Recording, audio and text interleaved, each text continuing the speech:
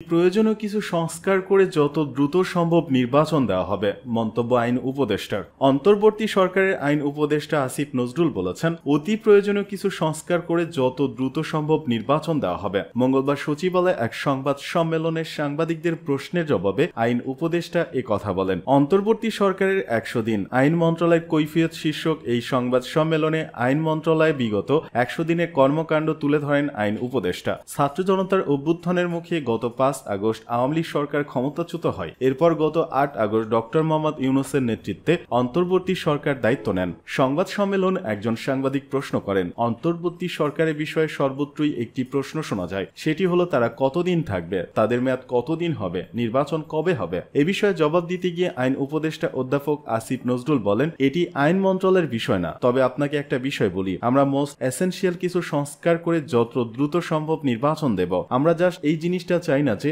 আগের মতো কোনো ভুয়া নির্বাচন হোক, আর এটা চাই না নির্বাচনে বিজয়ী হয়ে কেউ আবার ভুয়া নির্বাচন করার সুযোগ পাক। এটা ছাড়া আর কোনো স্বার্থ নেই। এ বিষয়ে আসিফ নজরুল আরো বলেন, অন্তর্বর্তী সরকারে যারা আছেন তাদের অধিকাংশই যত তাড়াতাড়ি সম্ভব নিজের পেশায় ফিরে যাওয়ার জন্য আগ্রহী। আইন উপদেষ্টা অধ্যাপক আসিফ নজরুল আওয়ামী লীগ নেতাকর্মীদের উদ্দেশ্যে বলেছেন, আপনারা শেখ হাসিনার কাছে জবাবদিহি চান, তিনি কেন কিছু না বলে পালিয়ে গেছেন। আইন উপদেষ্টা বলেন, পতনের 2-3 দিন আগে নিজের পরিবার আত্মীয় স্বজনদের পাঠিয়ে দিয়ে শেখ হাসিনা পালিয়ে গেলেন, আর এখন দেশকে অস্থিতিশীল করতে ফোন আলাপে নেতাকর্মীদের উস্কানি দেওয়া হচ্ছে। আসিফ নজরুল বলেন, কারো পছন্দে নয়, হাইকোর্ট ও আপিল বিভাগের বিচারক নিয়োগ হবে আইনের আলোকে। এছাড়া সাইবার সিকিউরিটি আইন বাতিল করা হবে। 1 জুলাই থেকে 5 আগস্ট পর্যন্ত দায়ের হওয়া সব ফৌজদারি মামলা বাতিল করা হবে। অন্তর্বর্তী সরকারের কাজ নিয়ে আপনি সন্তুষ্ট কিনা এমন প্রশ্নে তিনি বলেন, কাজ নিয়ে সন্তুষ্টি অসন্তুষ্টির কোনো বিষয় না, আমরা চেষ্টা করে যাচ্ছি। আমাদের কারো হয়তো যোগ্যতার ঘাটতি থাকতে পারে, তবে আন্তরিকতার ঘাটতি নেই।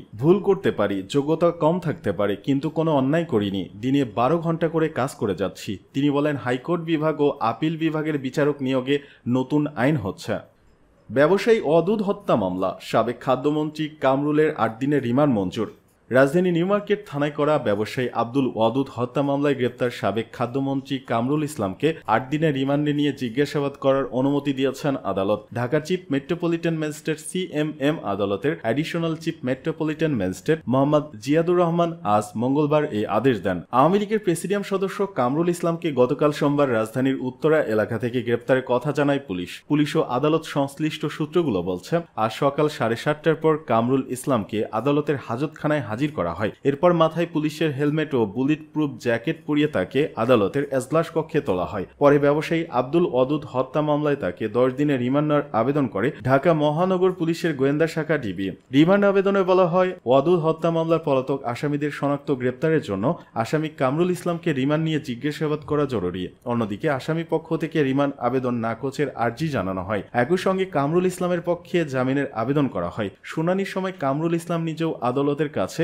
দাবি করেন তিনি নিরপরাধ। উভয় পক্ষের শুনানি শেষে আদালত কামরুল ইসলামের 8 দিনের রিমান্ড মঞ্জুর করেন। অদূত হত্যা মামলার এজারে বলা হয়, গত 19 জুলাই বিকেল 5টায় নিউ মার্কেটের 1 নম্বর ফটকের সামনে বৈষম্য বিরোধী ছাত্র জনতার শান্তিপূর্ণ মিছিলে কিছু আসামির যোগসাজ, উস্কানিমূলক বক্তব্য ও সরাসরি নির্দেশে গুলিবর্ষণ করা হয়। এতে ঘটনাস্থলে ওয়াদুদ সহ অনেক ছাত্র জনতা পথচারী আহত হন। আব্দুল ওয়াদুদ নিউ মার্কেট এলাকার পিয়াঙ্গন শপিং সেন্টারে নিজ ব্যবসা প্রতিষ্ঠান থেকে বাসায় ফেরার পথে গুলিবিদ্ধ হয়েছিলেন। তাকে ঢাকা মেডিকেল কলেজ হাসপাতালে নিয়ে গেলে মৃত ঘোষণা করেন চিকিৎসক। এ ঘটনায় ওয়াদুদের আত্মীয় আব্দুর রহমান বাদী হয়ে গত 21 আগস্ট নিউ মার্কেট থানায় মামলা করেন।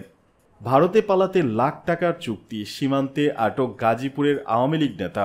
গাজীপুরের টঙ্গীর 43 নং ওয়ার্ডের সাবেক কাউন্সিলর ও গাজীপুর সিটির সাবেক ভারপ্রাপ্ত মেয়র আসাদুর রহমান কিরণ যশোরের শার্শা সীমান্তে ভারত যাওয়ার পথে বিজিবির হাতে আটক হয়েছেন। 1 লাখ টাকায় চুক্তি করে তিনি ভারতে পালাতে চেয়েছিলেন। মঙ্গলবার দুপুরে 12:59 border guard of Bangladesh BGB জনসংযোগ কর্মকর্তা শরীফুল ইসলামের তথ্য নিশ্চিত করেছেন। জানা যায়, আসাদুর রহমান কিরণ ভারতে পালানোর সময় যশোরের শার্শা থানাধীন শিকারপুর সীমান্ত থেকে বিজিবি তাকে আটক করে। যশোরের দায়িত্বরত বিজিবির 49 ব্যাটালিয়ন এক প্রেস বিজ্ঞপ্তিতে জানায়, গাজীপুর মহানগরীর আওয়ামী লীগের সহসভাপতি ও 43 নং ওয়ার্ডের সাবেক ওয়ার্ড কমিশনার এবং সাবেক প্যানেল মেয়র আসাদুর রহমান কিরণকে আটক করে বিজিবি। 49 বিজিবি সোমবার রাতে গোপন সংবাদের ভিত্তিতে জানতে পারে, অত্র ব্যাটালিয়নের দায়িত্বপূর্ণ শিকারপুর বিওপি সীমান্ত দিয়ে কতিপয় ব্যক্তি অবৈধভাবে ভারতে প্রবেশের চেষ্টা করছে। এ প্রেক্ষিতে আনুমানিক রাত 11:30টায় বিজিবির শিকারপুর বিওপির টহল দল মেইন পিলার 28/1 থেকে আনুমানিক 100 গজ বাংলাদেশ ভেতরে বেতনা নামক স্থানে অভিযান চালায় বিজিবি। এ সময় অবৈধভাবে ভারতে অনুপ্রবেশের সময় গাজীপুর মহানগর আওয়ামী লীগের সহসভাপতি ও 43 নং ওয়ার্ডের সাবেক ওয়ার্ড কমিশনার এবং সাবেক প্যানেল মেয়র মোহাম্মদ আসাদুজ্জামান খান কিরণকে আটক করা হয়।